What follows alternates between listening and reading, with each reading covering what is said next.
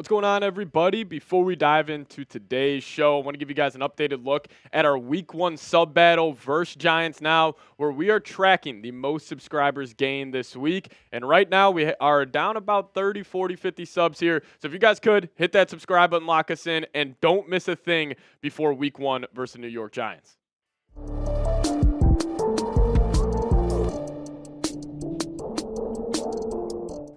What's going on, everybody? Welcome to the Vikings Now by Chat Sports. My name is Patrick Siepman, and coming up first on today's show, J.J. McCarthy just got some great news from Kevin O'Connell as he spoke to media yesterday, and he talked about McCarthy's progression throughout his rehab process. So share you guys those quotes there. And then a second half of today's show, our good old friend, Mike Zimmer, is clearly still salty about his departure from the Minnesota Vikings, and actually some former Vikings players spoke out on Mike Zimmer and his tenure with Minnesota. But let's start off with what KOC had to say around JJ, as he said this about the quarterback room and around JJ, saying, "I feel very strong about their impact on our team, but I want JJ to feel like he's a support system for Sam, part of the quarterback room, that culture of the quarterback room. But at the same time, bigger picture, making sure that we don't waste one moment where there could be some growth and development. Really continue the positive momentum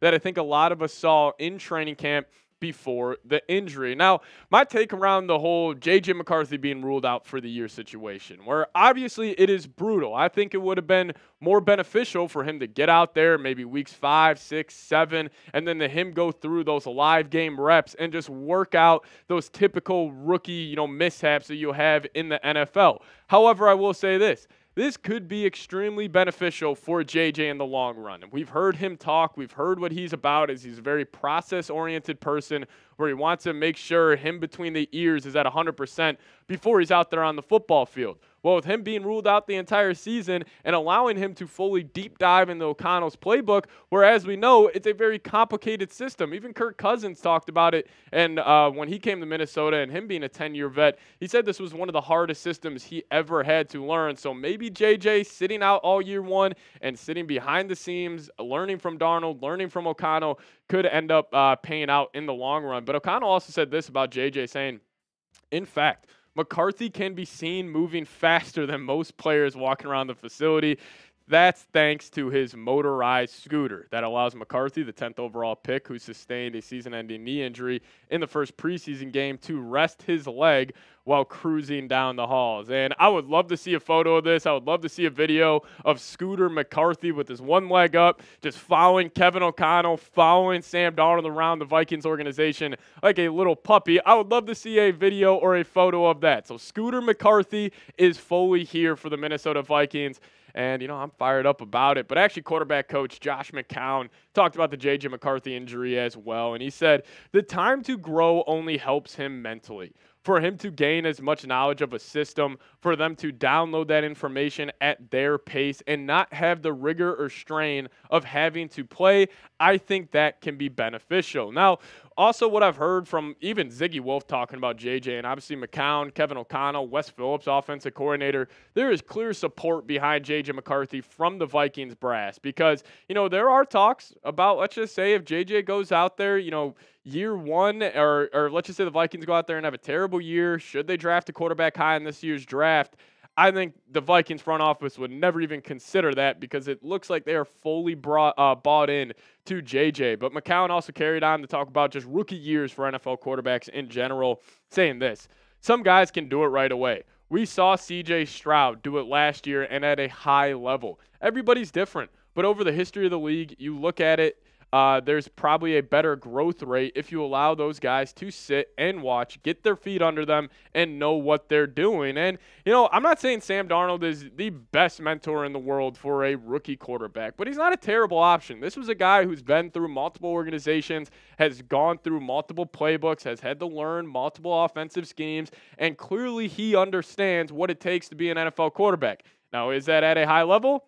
Probably not, but, I think he could be a huge help to McCarthy, and it also gets me to this. I think Sam Darnold is setting up to have a career year. Now, is that career year a top 15 quarterback in the world type of play? We will find out, but looking at his past years in his NFL career so far, there is no doubt in my mind that this will be the best year for Sam Darnold, by far none. It just comes down to seeing how good that truly is. But I do want to get back to this take that I'm hearing, and it absolutely sucks.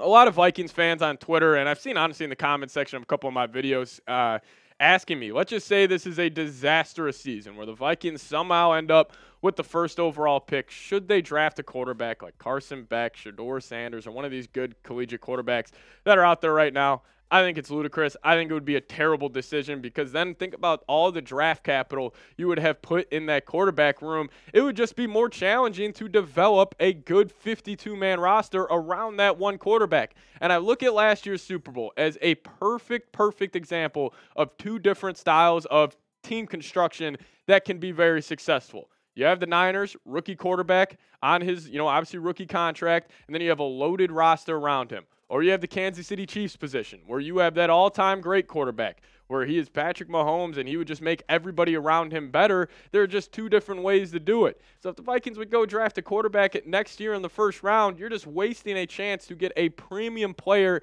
at a premium position. I think it's a terrible take, and also I think there's no chance the Vikings end up with the first overall pick. But speaking about Sam Darnold, week 1 is just around the corner, a couple days away here. That's what the bookmakers out west have as over-under set for passing yards, 235.5. You guys let me know. O for over, U for under, if you think Darnold's going to eclipse that number.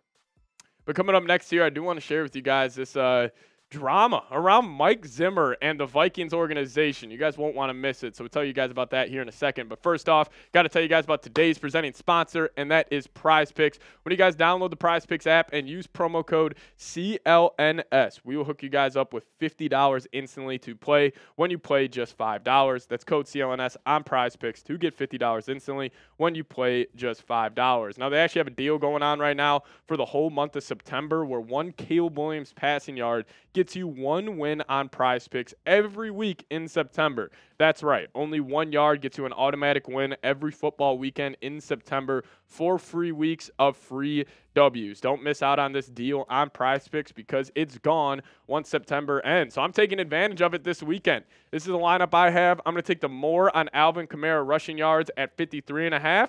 And then, hey, Caleb Williams only has to get 1 passing yard for me to cash in. So if you guys want to fade those picks or ride with those picks, just do it at Prize Picks. So download the Prize Picks app today and use code CLNS and get $50 instantly when you play $5. That's code CLNS on Prize Picks to get $50 instantly when you play $5. You don't even need to win to receive the $50 bonus. It's guaranteed. Prize Picks, run your game.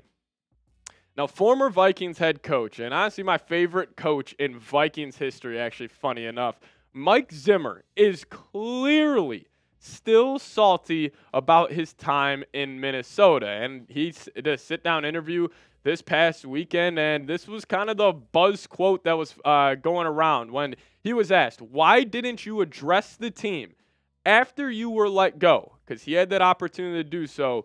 He said, hell no.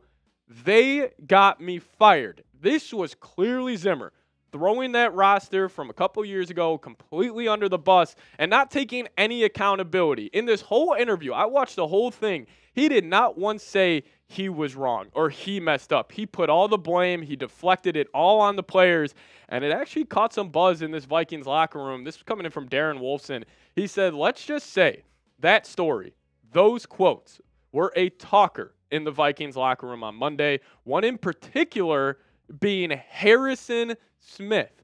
I think Harrison was even more surprised by some of the things he heard from that story. I know Harrison knew a lot of that, but I don't know, for example, if Harrison actually knew that P.A. Paul Allen and Zimmer had a fractured relationship. Now, I'll tell you what, the chip building on this Vikings team's shoulder is massive, because this has been a team who has been scolded throughout the entire offseason, and now you have a former head coach ripping some of your current players that are still on this team. If I'm Harrison Smith, I'm pissed off. You are the player that carried Zimmer's defense when they were ranked highly in the NFL for a good 5-year stretch, and Zimmer came out and said, you are the reason I got fired. I'm not going to address the team after that situation. I think it's terrible. But the disrespect starts with Tua calling out Flores. I think that's going to get Flores pissed off. He's going to be a little more motivated heading into the season. And then if you guys go look, ask your friends, go look at any NFL media member, Ask them to rank the NFC North heading into the season.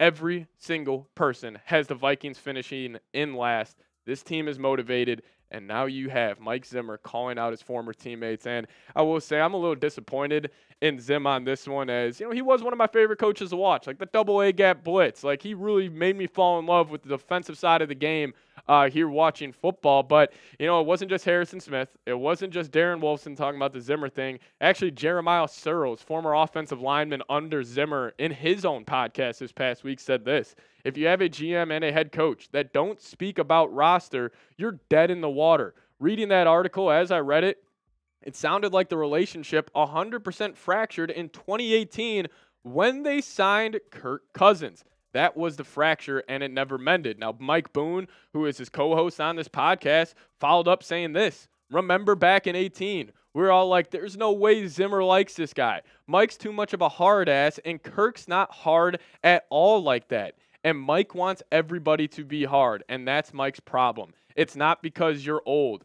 Dude, being old has nothing to do with it. Pete Carroll was old but he treated everybody with a ton of respect. I'm not kidding. And this gets me to this. Everything we heard around the Mike Zimmer-Kirk Cousins relationship is right. And I think back to that game where the Vikings kicked a game-winning field goal, and Kirk full-on grabbed Mike Zimmer after the game and said, "You like that," to his face, nose-to-nose with him.